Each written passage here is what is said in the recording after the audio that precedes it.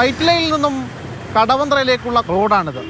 ഈ റോഡിലെ പലയിടങ്ങളിലും കാനകൾക്ക് പുറംമൂടിയില്ല എന്നതാണ് യാഥാർത്ഥ്യം. വലിയ അപകടങ്ങളാണ് പതിയിരിക്കുന്നത്.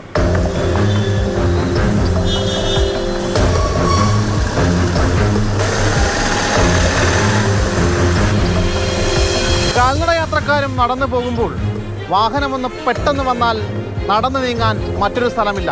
കാനയിലേക്ക് തന്നെ അവർ വീഴും.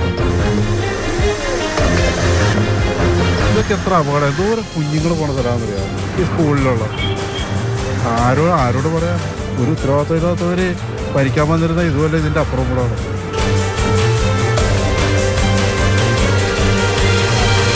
കടവന്ത്ര വൈറ്റില റോഡിൽ പരിസരമറിയാത്ത ആളുകളാണ് ഈ ഫുട്പാത്തിലൂടെ നടന്നു നീങ്ങുന്നതെങ്കിൽ വലിയ അപകടമാണ് കാത്തിരിക്കുന്നത്. താ കണ്ടില്ലേ എൻ്റെ തൊട്ട് മുന്നിലെ കാനയുടെ അവസ്ഥ.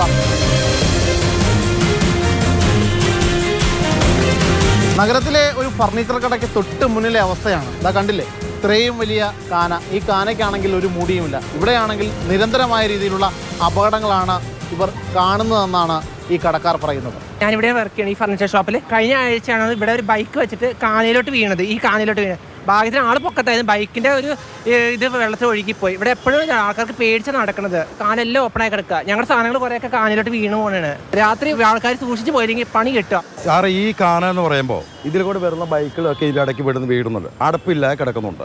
കുറേ നാളായി വാരി ഇരുന്നവരോട് തിരിഞ്ഞു നോക്കുന്നില്ല, ഒന്നും ഒരു കാര്യത്തിനും ഇടപെടുന്നില്ല. പിന്നെ ഇടയ്ക്ക് പോകുമ്പോൾ നമ്മൾ കാണുന്നുമുണ്ട്. ഇടയ്ക്ക് ബൈക്കാരൻ വരുക, തള്ളുക, വീഴുക. ഈ അടപ്പില്ലാത്തതുകൊണ്ടാണ് ഒന്നാമത്തെ പ്രശ്നം.